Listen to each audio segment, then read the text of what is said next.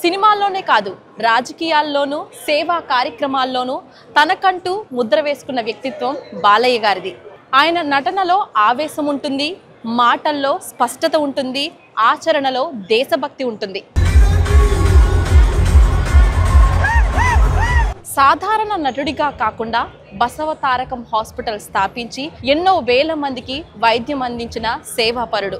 తెలుగు సినీ పరిశ్రమకు అతని వంటి వ్యక్తులు గొప్ప ఆస్తి. ఈరోజు అమెరికాలో ఉన్న తెలుగు ప్రజలందరినీ ఆయన కలుసుకోవడం కోసం అమెరికా వచ్చారు.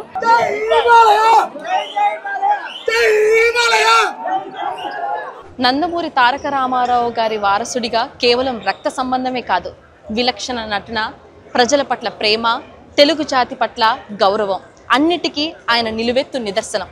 ఈరోజు నాట్స్ ఆధ్వర్యంలో నందమూరి తారక రామారావు గారికి డైమండ్ జూబ్లీ సెలబ్రేషన్స్తో పాటుగా లైఫ్ టైమ్ అచీవ్మెంట్ అవార్డ్స్ కూడా ఇవ్వబోతున్నారు.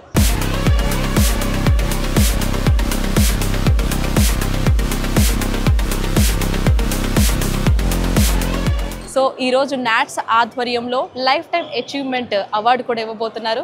అన్ని ఈవెంట్స్ ఒక ఎత్తు అయితే ఈ ఈవెంట్స్కి స్పెషాలిటీ ఏంటంటే $100,000 అంటే దగ్గరగా 85 లక్షలకు పైగా బసవతారకం హాస్పిటల్కి ఇవ్వడం జరిగింది. ఈ ఒక్క విషయంతో నాట్స్ తన గొప్ప మనసుని చాటుకుంది.